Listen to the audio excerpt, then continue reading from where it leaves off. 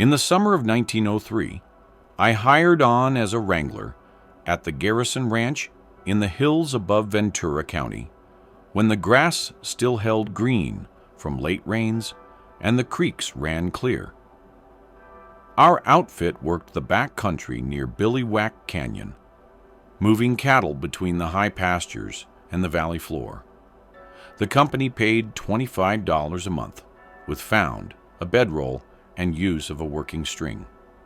We rode in with our tack, ropes, and a chuck wagon that creaked on the steep grades. The heat in those hills could break a man by noon. Dust rose with every step and coated the throat. I had worked spreads in Arizona and New Mexico, but the chaparral here grew thick and close, and the canyons held shadows even at midday. Our foreman was Jake Brenner, tall and lean, with hands scarred from rope work and a voice that carried without rising. He kept a tight crew and tolerated no drink or cards during the week. He said a man who couldn't hold his wants for Saturday had no business with cattle. He paired me with Tom Harlan on the east section. Harlan rode well and knew the land, but he talked nervous when the sun dropped behind the ridges. Our crew included Ben Vasquez, an old vaquero who could read cattle better than most men read books. Will Cooper handled the remuda, steady with horses, but quick to startle. Frank Delano worked the high country alone, bringing strays down from the breaks. Luis and Manuel Reyes, brothers from Oxnard, knew every trail and water hole for 20 miles. Young Eddie Morse had just turned 17, eager to prove himself worth full wages. We set camp at the mouth of Billiwack Canyon, where a spring fed a small pool. The chuck wagon parked under the oaks. Cookie, whose real name no one used, kept beans and beef on the fire, and coffee that could float a horseshoe. We strung our bedrolls in a half circle, close enough to hear each other breathe. The work ran steady. We pushed cattle through the brush, doctored screwworm, and mended fence where winter floods had torn the wire. By the third week, we had the herd settled and the routine set. Brenner said if we kept pace, we'd have them ready for market before the heat turned mean. Signs showed themselves gradual. On a Tuesday morning, Delano found 3 steers dead in a draw above the canyon. Their necks were broke clean through, heads twisted back at angles that made no sense. No cat could turn a full-grown steer that way. The ground around them was torn, but the tracks made no pattern we recognized. They were round and deep, bigger than a dinner plate, with marks like pad and claw both. Delano squatted beside one print and spread his hand inside it. His fingers didn't reach the edges. He looked at Brenner and said, "Never seen bear sign like that." Brenner studied the ground and the carcasses. He said drought might have driven a grizzly down from the high country, though none had been seen in these parts for 10 years. We dragged the dead steers to a wash and burned them to keep the smell from spooking the herd. 2 nights later, the horses grew restless. Cooper woke us, saying the remuda was pulling at the picket line, eyes rolling white. We could hear them snorting and stamping. Then came a sound from up the canyon that stopped every man cold. It was a bellow, but underneath ran a whistle, high and sharp, like steam through a crack. The 2 sounds came from one throat, impossible, but true. Eddie sat up in his bedroll, his face pale in the moonlight. Vasquez crossed himself and muttered in Spanish. Harlan reached for his rifle. The sound came again, closer, moving along the ridge above camp. Cookie threw wood on the fire until it blazed high. We stood there in our union suits and boots, watching the dark beyond the flame. Brenner walked to the edge of the light, his Winchester loose in his hand. He called out once, sharp and clear. No answer came, but we heard brush crack on the hillside, moving away slow and heavy. The horses settled gradual. No one slept the rest of that night. Come morning, Vasquez and Luis rode up to check the ridge. They found tracks in the soft earth between the rocks. The same round prints, pressed deep. But now there were marks between them, like something dragged. Luis dismounted and measured with his rope. The stride was 12 feet. "No bear walks like that," Vasquez said.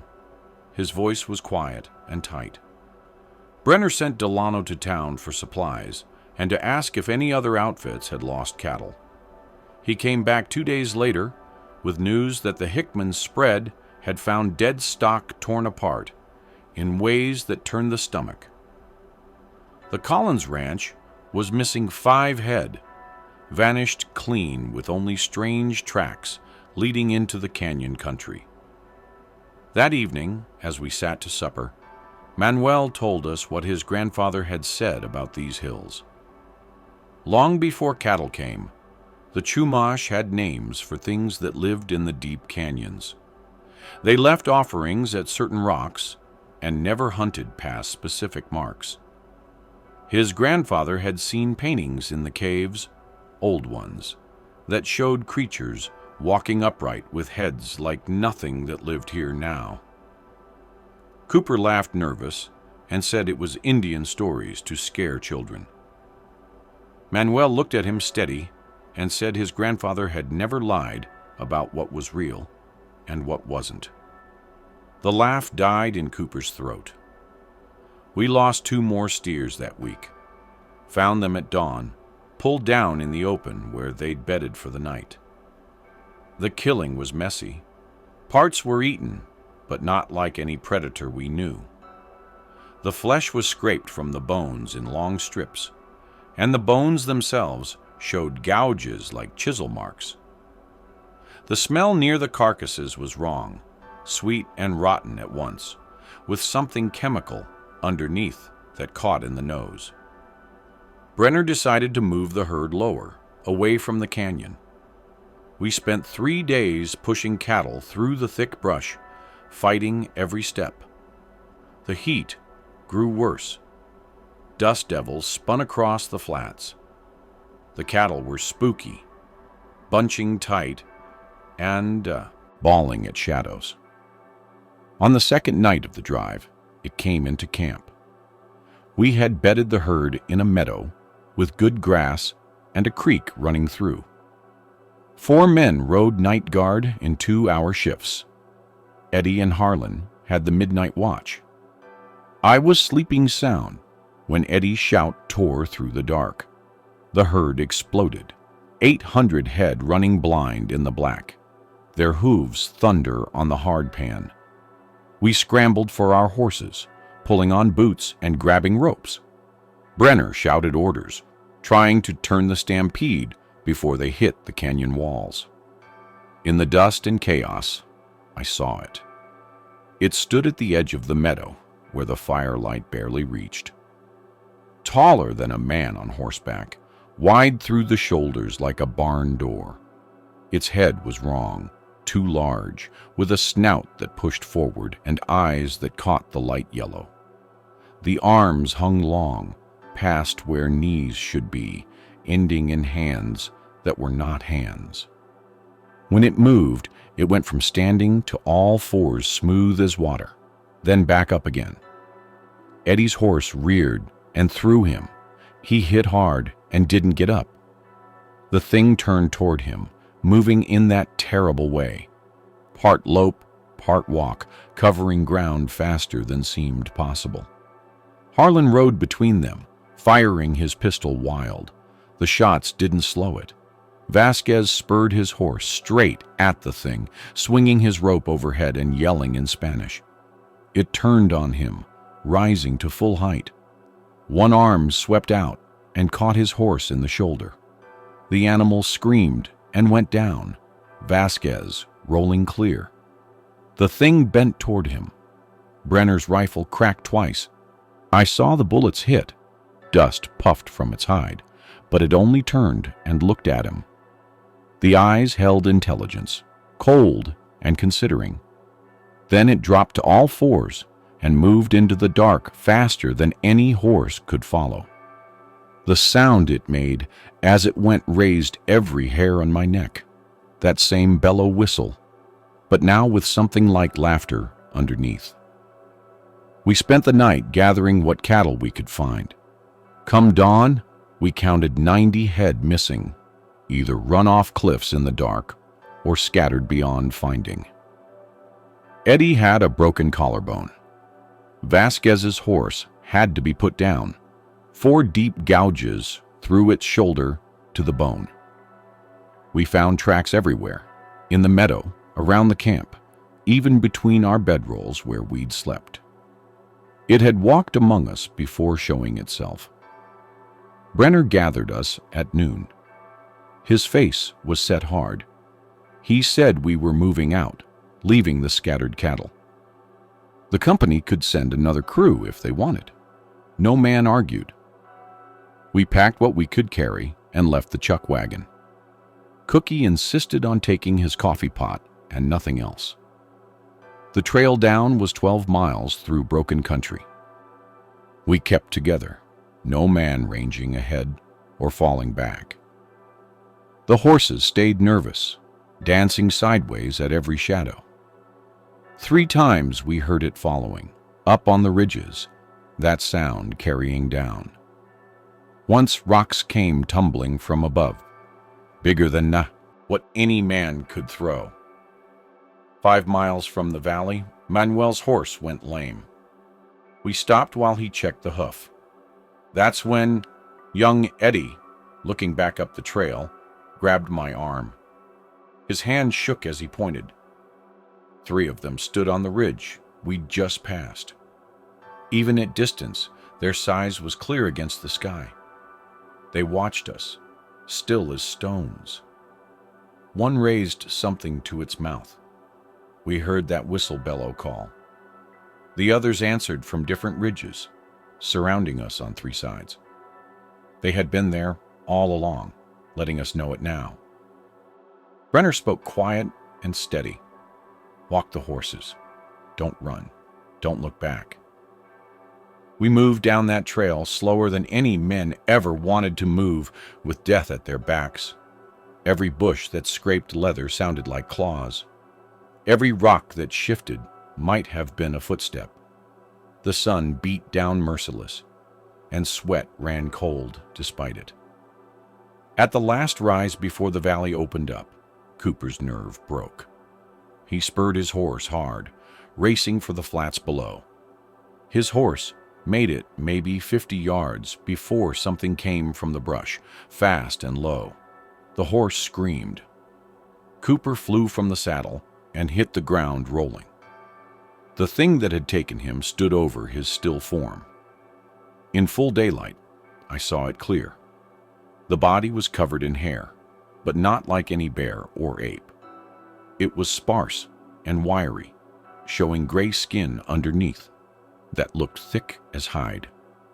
The face pushed forward in a snout, but the forehead was high and the eyes sat forward, not to the sides. Its hands, I call them hands though they were not, had too many joints in the fingers, and they moved independent like spider legs. It looked at us, not at the group, but at each man in turn, like it was counting, remembering. Then it lifted Cooper, easy, as a man lifts a saddle, and walked back into the brush. Cooper never made a sound. We never saw him again. We reached the valley at sundown. The lights of town sat 2 miles distant, but might as well have been across an ocean. We rode in together, not speaking. At the livery, Brenner paid us out from his own pocket, saying the company could settle with him later. Most of the crew left that night, riding for Los Angeles or San Francisco, or anywhere that wasn't there. I stayed 2 days, whiskey sick in the hotel, trying to make sense of what couldn't be made sensible. On the second night, Vasquez found me at the bar. He'd stayed too, he said, because running from a thing didn't make it not real.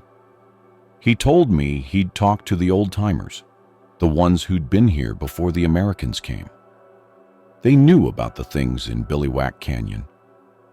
They'd always been there, in the deep places where the rock was old. Sometimes they stayed hidden for years. Sometimes they came out when too many people pushed too far into their country. They're not animals, Vasquez said. They think, they watch, they decide. I asked what they decided. Who stays? Who goes? He finished his whiskey. We're the ones who go. The next morning, I heard the Garrison outfit was sending another crew up to recover what cattle they could find. I tried to warn the foreman, a young man named Patterson, who laughed and said he didn't believe in campfire stories. They rode out with 12 men, all armed, all confident. 3 came back. They found them scattered through the canyon, some torn apart, some just gone, taken whole. Patterson they discovered stuffed into a crevice 30 feet up a cliff face, packed in so tight it took ropes to pull him free. The survivors said the things had come at night and in daylight both, from above and below, never the same way twice. Said they played with the crew, letting them almost escape before closing in again. The last 3 had made it out only because the things let them, standing aside on the trail and watching them pass. One survivor, a Mexican hand named Chavez, told me something else. He said he'd found a cave up there, old, with paintings on the walls. The paintings showed the things, clearly drawn, standing among smaller figures that were obviously men.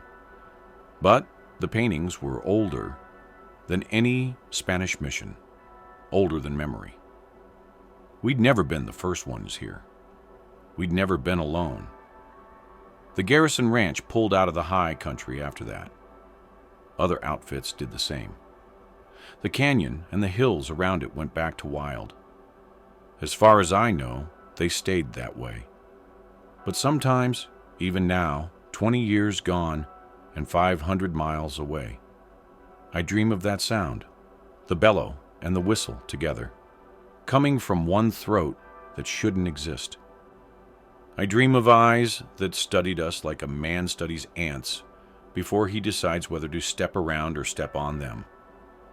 I dream of Cooper, lifted easy as nothing, carried into brush that closed behind like water.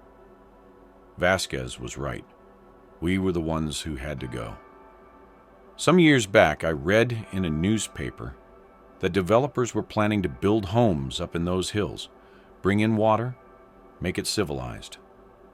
I wanted to write them a letter, tell them what they'd find if they pushed too far into Billiwack Canyon. But I knew how it would sound. An old man's ravings about monsters and murder. They'd laugh like Patterson laughed. So, I said nothing. But when I read, 6 months later, that the development had been abandoned, the investors pulled out sudden with no explanation, I wasn't surprised. And when I heard rumors that survey crews had gone missing, that equipment was found destroyed in ways that made no sense, I just nodded. They're still there. In the deep places, in the old caves, walking those ridges when the moon is dark. They were there before us. They'll be there after. And sometimes, when too many people forget that some country isn't meant for settling, they remind us. Brenner died 5 years ago in Fresno. Never spoke of that summer to anyone but me. Eddie Morse lost his nerve complete. Ended up in the state hospital at Napa, talking about eyes in the dark. The Reyes brothers went back to Mexico. Delano disappeared entirely. Some say he went back up there alone, trying to prove something to himself. If he did, he never came down. Harlan and I exchanged letters for a while. He ended up in Oregon, working timber. Said the forests there were dark, but felt empty compared to those California hills. Said he could sleep through the night without watching shadows. I knew what he meant. But Vasquez, he stayed in Ventura County, became a sheriff's deputy. Said someone who'd seen what we'd seen, thus ought to keep watch. Make sure nobody else had to learn what we learned. Last I heard, he was still there, old now, warning off hunters who wanted to try the back country, telling developers that some land wasn't worth the price. He's right about that. Some prices are too high. Some things are better left alone, in their deep places, walking their old paths, keeping their own counsel about who belongs and who doesn't. We didn't belong. We learned that in the summer of 1903, in the hills above Billiwack Canyon, when the things that owned that country decided to show themselves. They let some of us leave to carry the warning. Cooper and Patterson and the others stayed as payment for the trespass. I'm an old man now, telling this because the young ones need to know.